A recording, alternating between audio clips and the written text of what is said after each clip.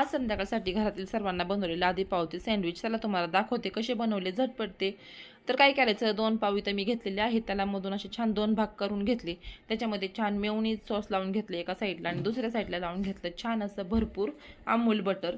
त्यासोबतच भरपूर अशी पुदिन्याची चटणी लावून घेतली आणि भरपूर लावायची थोडीशी, म्हणजे चव कशी छान लागते पुदिन्याच्या चटणीची. त्याच्यामध्ये वरूनच मी कांदा, टोमॅटो, काकडी जे सलाड असतील घरामध्ये ते याच्यामध्ये घालायचे. लहान मुलं असेल तर उकडलेला बटाटा सुद्धा तुम्ही घालू शकता. माझ्याकडे बटाटा नव्हता म्हणून मी तो नाही घातला.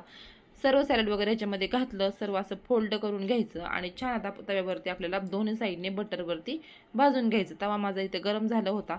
त्याच्यावरती मी बटर घातलं आणि मस्त असे आपले लादी पावचे सँडविच तव्यावरती ठेवून घेतले. सर्व साईडनी बटर सोडून घ्यायचं आणि मस्त खरपूस असं आपले पाव जे आहेत ते मस्त तव्यावरती भाजून घ्यायचे. आहा हा, एक नंबरच अशी मस्त खरपूस भाजून घ्यायची. अगदी खमंग वास सुटलेला आहे घरामध्ये. तर इथे तयार आहेत आपले मस्त असे लादी पाव सँडविच. आता इथून तुम्हाला मी काही देऊ शकत नाही, तुम्ही बनवून नक्की खा. यांना दिलं तर यांना ते सँडविच खूप जास्ती आवडले आणि मुलांनी सुद्धा खाऊन घेतले.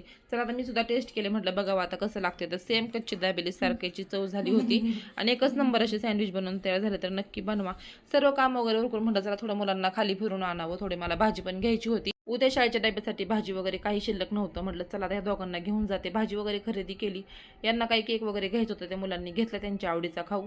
मग येताना पाणीपुरी व्हायलाच पाहिजे. माझी तर प्रचंड आवडीची पाणीपुरी आहे. तुम्हाला आवडते का नक्की सांगा. मी बाहेर गेलं तर 1 प्लेट नक्कीच खाते आणि माझ्यामुळं आहुंना आणि सायराला सुद्धा पाणीपुरी खूप जास्त आवडायला लागली आहे.